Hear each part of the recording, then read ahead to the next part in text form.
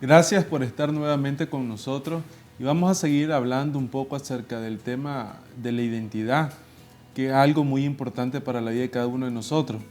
Y quisiera que fuéramos a Romanos 12:3, porque en Romanos 12:3 Pablo habla acerca del entendimiento que nosotros debemos de tener de nosotros mismos. Y dice Romanos 12:3, digo pues por la gracia que me es dada, a cada cual que está entre vosotros, que no tenga más alto concepto de sí que el que debe tener, sino que piense de sí con cordura, conforme a la medida de fe que Dios repartió a cada uno.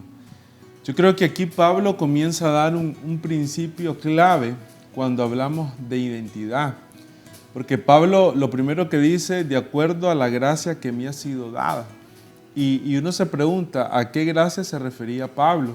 Y una de las cosas más extraordinarias de Pablo es que Pablo tenía un entendimiento del cuerpo, o sea, de lo que es la iglesia. Un cuerpo que está formado por diferentes miembros, más adelante lo sigue mencionando, con diferentes funciones, pero que todos estos miembros son importantes, ya sobre todo cuando se vuelven uno.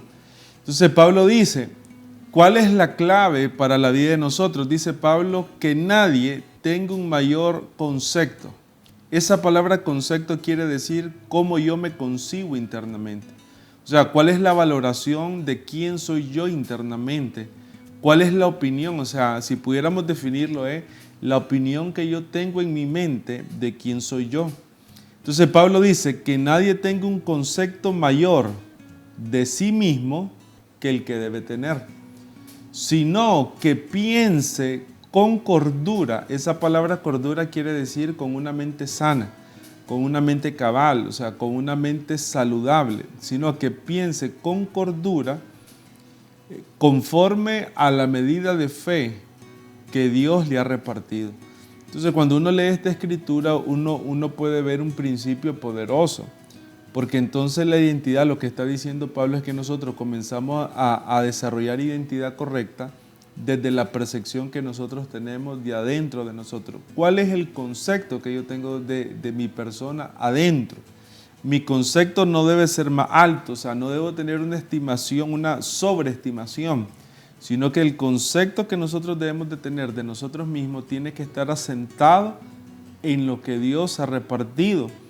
Y es el hecho de pensar con cordura, o sea, pensar con cordura significa pensar con una mente correcta, con una mente sana. Nosotros podemos pensar de nosotros equivocadamente, que es lo que pasa con una persona que se llena de orgullo. Una persona con mucho orgullo tiene un concepto de sí mismo muy alto. Y al final ese concepto de sí mismo muy alto lo termina afectando en sus relaciones con Dios y lo termina afectando en sus relaciones con las personas. Génesis 1:26. Entonces dijo Dios, hagamos al hombre a nuestra imagen conforme a nuestra semejanza, y señoree en los peces del mar, en las aves de los cielos, en las bestias, en toda la tierra y en todo animal que se arrastra sobre la tierra. Y creó Dios al hombre a su imagen, a imagen de Dios lo creó, varón y hembra los creó. O sea, nuestro origen es en Dios. Ahí está nuestro origen. De ahí es donde nosotros venimos. Y lo que acabamos de leer dice que nosotros fuimos formados a imagen de Dios. Fuimos creados a imagen de Dios. Entonces nosotros tenemos que entender que estamos conectados con nuestro Creador, pero también Dios es nuestro Padre. Entonces es importante que nosotros entendamos de dónde venimos para poder llegar a la respuesta de nuestra identidad. ¿Dónde es que nosotros estamos plasmados? ¿De dónde es que nosotros venimos? Para saber cuáles eran las cosas y las asignaciones que Dios iba a tener para nuestra vida. Y cuando eso pasa, nosotros tenemos un enfoque claro hacia dónde vamos a ir. Tenemos una estrategia en las cosas que vamos a hacer, porque no nos vamos a desviar ni a izquierda ni a derecha, sino que vamos a ir con una intencionalidad a aquel lugar que sabemos que tiene que ver con nuestro destino, al lugar donde vamos. Y ese lugar tiene que ver con el día que partamos de esta tierra o que Cristo venga, tener una vida eterna en el cielo.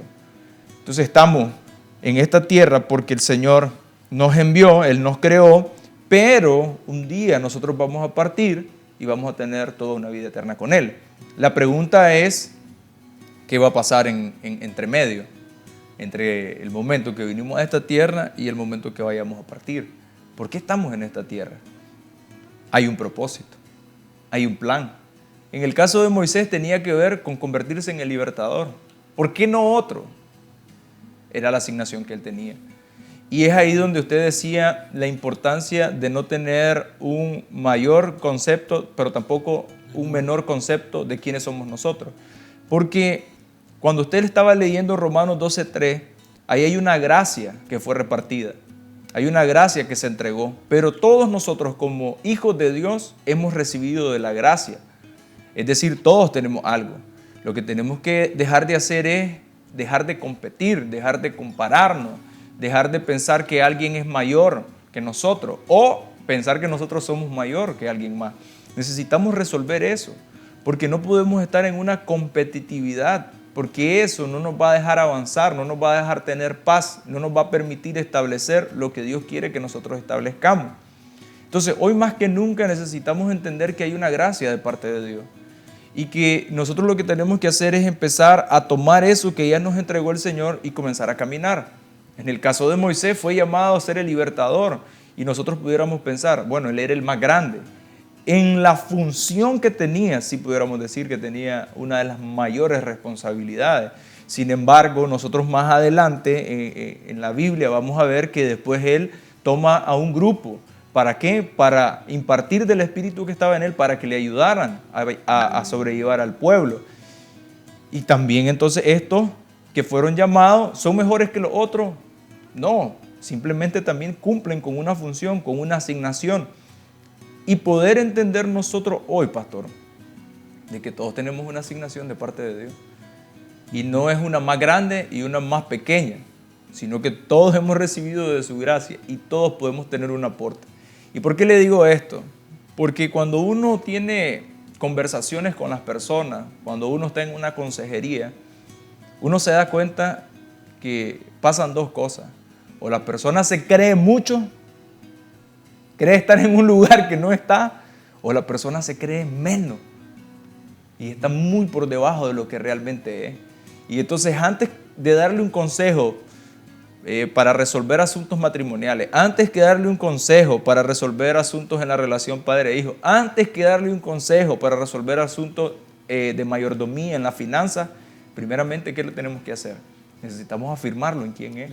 Porque si nosotros no entendemos quiénes somos, de nada va a servir el resto. Al final nos puede resolver en un momento, pero después vamos a terminar mal. Y Moisés lo tuvo todo, 40 años. Tuvo acceso a todo, no le faltaba nada desde el punto de vista material. Sin embargo, no tenía claro quién él era. Y eso lo llevó a cometer un error. Había un vacío interno. Había un vacío. Y ahí es donde es la batalla que pudiéramos tener en un tiempo como este, porque muchas personas tratan de definir ese concepto de sí mismo por el grado de realización. O sea, las personas comienzan a creer que son alguien o comienzan a definir su identidad en base al éxito que han alcanzado, en base a la realización que han alcanzado. Entonces, alguien que corona una carrera, alguien que obtiene una empresa, alguien que alcanza el éxito profesional, desde esa perspectiva hay personas que dicen, esa persona es alguien porque coronó un título, porque alcanzó una carrera, porque conquistó algún éxito en el orden laboral o familiar. Pero lo que vamos a ver aquí es que el concepto, como bien decía Pastor, se define desde la asignación y se define desde Dios. O sea, Dios nos creó con un diseño y un propósito. No se define desde lo que yo logro. O sea, la identidad no se define desde mi alcance. O sea, hay una filosofía que dice, valgo por lo que hago. No valgo por lo que hago, valgo por lo que soy. Y como cristianos somos hijos de Dios. O sea, nosotros valemos porque nuestro Padre es Dios. Nosotros valemos porque nuestra vida está fundamentada en Cristo, en el sacrificio de la cruz. Nosotros valemos porque venimos, dice, todas las familias de la tierra están nombradas en Dios, o sea, el origen es Dios. No valemos por lo que hacemos, o sea, hay personas que cuando ayer hablaba con alguien y le preguntaba cómo está y me decía, pastor, estoy sumergido en una gran depresión. Y yo le preguntaba, ¿por qué? Y él me decía, tengo 1 año y medio de estar sin trabajo.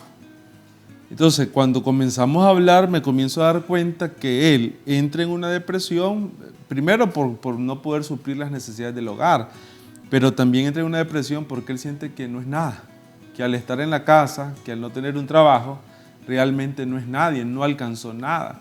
Y eso trae una afectación interior. Pero cuando nosotros comenzamos a entender que nosotros somos, no por lo que hacemos, sino por lo que somos, hay un cambio.